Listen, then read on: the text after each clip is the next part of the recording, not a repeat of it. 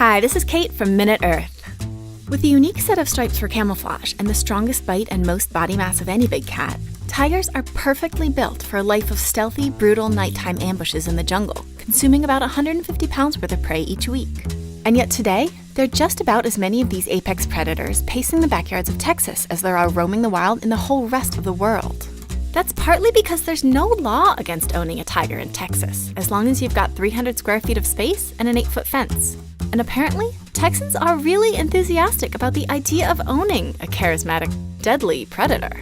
Only a few hundred owners have officially registered their pets with the state, but rescue shelters field so many calls from distressed Texans who are either going broke buying cat food or are worried about becoming cat food themselves that experts estimate the actual Texan tiger population to be around 3,000.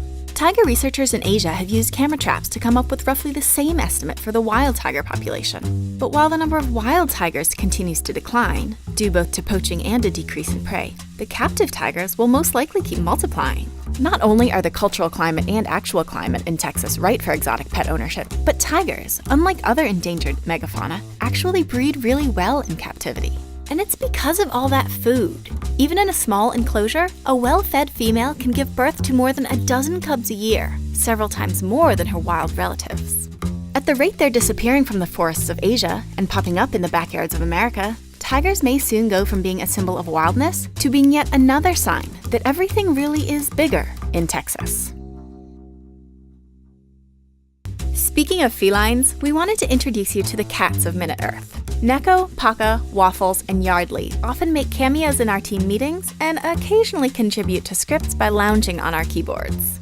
And from all the cats and people of Minute Earth, we want to say a huge thank you to the sponsor of this video, the University of Minnesota, where students, faculty, and staff across all fields of study are working to solve the grand challenges facing society.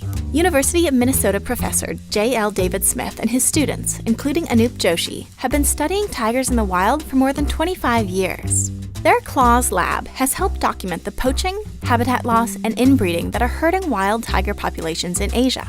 But they've got some good news too. People banding together in Nepal to restore community forests are not only producing more wood for themselves, but are creating more habitat for deer and for the tigers that prey on them.